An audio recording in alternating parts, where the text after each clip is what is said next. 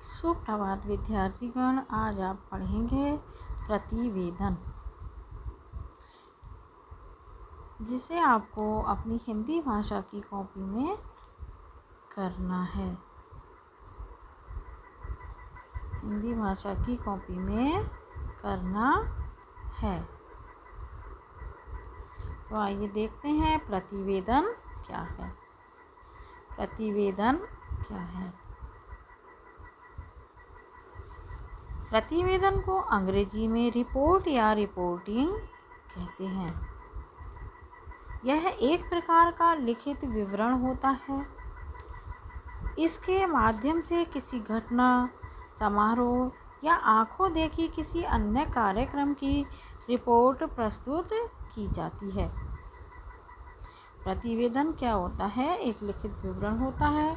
इसके माध्यम से किसी घटना, समारोह या आंखों देखे किसी अन्य कार्यक्रम की रिपोर्ट प्रस्तुत की जाती है। इस स्थिति में संस्था, सभा, दल, विभाग या विशेष आयोजन की तथ्यात्मक जानकारी दी जाती है।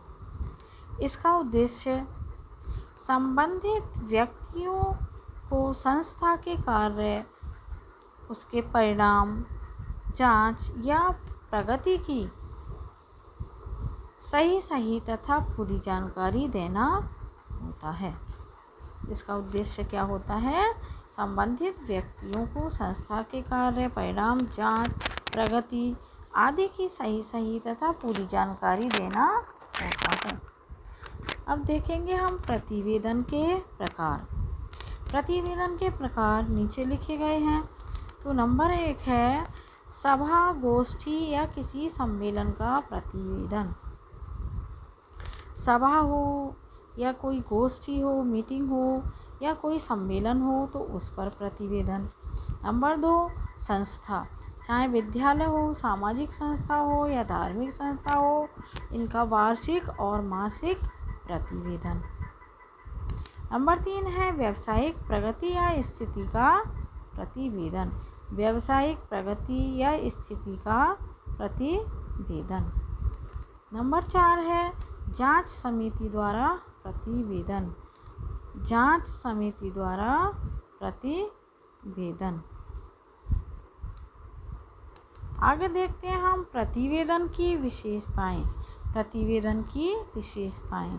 तो नंबर 1 है प्रतिवेदन की पहली मुख्य विशेषता उसकी संक्षिप्तता है। संक्षिप्त रिपोर्ट को ही लोग पढ़ पाते हैं। संक्षिप्त रिपोर्ट को ही लोग पढ़ पाते हैं। ज़्यादा विस्तृत रिपोर्ट पढ़ी नहीं जाती, अतः उसे तैयार करना उद्देश्यहीन हो जाता है। प्रतिवेदन की पहली मुख्य विशेषता क्या है? संक्षिप्तता। प्रतिवेदन संक्षेप में लिखा होना चाहिए। बड़ा प्रतिवेदन या जिसमें विस्तृत जानकारी हो उसे पढ़ा नहीं जाता, अतः उसे तैयार करना उद्देश्यहीन हो जाता है। नंबर 2 है प्रतिवेदन की दूसरी मुख्य विशेषता है निष्पक्षता, पक्षपात रहित। प्रतिवेदन की दूसरी मुख्य विशेषता है निष्पक्षता। रिपोर्ट को प्रभावशाली रिपोर्ट बनाने के लिए निष्पक्ष रिपोर्ट तैयार करनी चाहिए, जिसमें कोई भी पक्षपात ना हो। निष्पक्ष रिपोर्ट तैयार करनी चाहिए। रिपोर्ट की तीसरी प्रमुख विशेषता उसकी सत्यता है। तीसरी प्रमुख विशेषता क्या है? उसकी सत्यता। इस तथ्य से रहित रिपोर्ट अप्रासंगिक व निरुद्देश्य हो जाती हैं। रिपोर्ट की तीसरी प्रमुख विशेषता क्या है? सत्यता, जिसमें सच्चाई होनी चाहिए। इसके तथ्य सच्चे होने चाहिए और ऐसे तथ्य से रहित रिपोर्ट अप्रासंगिक व निरुद्देश्य हो जाती है। उसका कोई अर्थ नहीं होता और ना ही कोई उद्देश्य रह जाता है।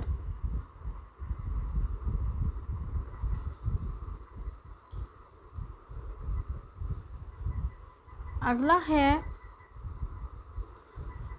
असत्य रिपोर्ट पर न कोई विश्वास करता है और न कोई पढ़ना पसंद करता है।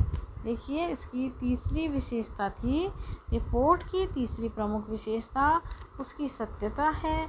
इस तथ्य से रहित रिपोर्ट अप्रासंगिक व निरुद्देश्य हो जाती है, जिसका कोई उद्देश्य नहीं रहता।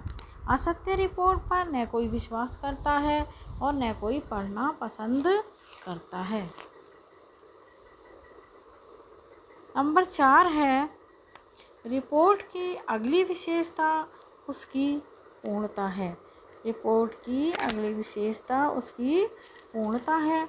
आधी अधूरी रिपोर्ट से संवाददाता अर्थात रिपोर्टर का न तो कोई उद्देश्य पूरा होता है और न वह पाठकों को समझ में आती है। रिपोर्ट की अगली विशेषता उसकी पूर्णता है। आधी अधूरी रिपोर्ट से संवाददाता का न तो उद्देश्य पूरा होता है और न वह पाठकों के समझ में आती है। रिपोर्टर की अगली विशेषता है उसका संतुलित होना। उसका संतुलित होना अर्थात इसे सभी पक्षों को समान महत्व देते हुए तैयार करना चाहिए। रिपोर्ट की अगली विशेषता है उसका संतुलित होना अर्थात इसे सभी पक्षों को समान महत्व देते हुए तैयार करना चाहिए। यहाँ बच्चों, ये रिपोर्टर नहीं है, ये रिपोर्ट है। रिपोर्ट की अगली विशेषता है उसका संतुलित होना अर्थात इसे सभी पक्षों को समान महत्व देते हुए तैयार करना चाहिए। अब है प्रतिवेदन लिखने की विधि। प्रतिवेदन लिखने की विधि। तो प्रतिवेदन लिखने से पहले हमें सारे तथ्यों को एकत्र कर लेना चाहिए। निम्नलिखित तथ्य अवश्य देने चाहिए। प्रतिवेदन में निम्नलिखित बातें अवश्य लिखनी चाहिए, जैसे संस्था का नाम, बैठक, सम्मेलन या सभा का नाम और उद्देश्य। कौन सी बैठक थी, क्या सम्मेलन था, सभा का नाम क्या था और उसका उद्देश्य क्या था। अगला है आयोजन स्थल का नाम लिखना चाहिए। जहाँ पर सभा आयोजित की जा रही है उस स्थान का नाम लिखना चाहिए। आयोजन के दिनांक व समय की सूचना भी उसमें होनी चाहिए। अगला है कार्यक्रम में उपस्थित लोगों की जानकारी। कार्यक्रम में उपस्थित लोगों की जानकारी, अध्यक्षता, मंच संचालन, वक्ता, सुझाव देने वाले आमंत्रित अतिथि तथा प्रतिभागी सदस्य। कार्यक्रम में उपस्थित लोगों की जानकारी देनी चाहिए, जैसे अध्यक्षता, मंच संचालन किसने किया, वक्ता कौन है, सुझाव देने वाले आमंत्रित अतिथि तथा उसमें प्रतिभागी सदस्य की भी जानकारी देनी चाहिए। अगला है गतिविधियों की जानकारी। जो भी वहाँ सभा में या आयोजन में जो भी गतिविधियाँ हुई हैं उसकी जानकारी देनी चाहिए। जैसे भाषण है तो उसके मुख्य बिंदु और सुझाव हैं तो उनकी जानकारी। यदि भाषण है तो उसके मुख्य बिंदु देने चाहिए और सुझाव है तो उनकी भी जानकारी देनी चाहिए। अगला है निर्णयों की जानकारी। सभा में जो भी निर्णय लिए गए उनकी जानकारी देनी चाहिए। अगला है कोई प्रतियोगिता या कलात्मक प्रस्तुति हुई हो तो उसका उल्लेख भी करना चाहिए।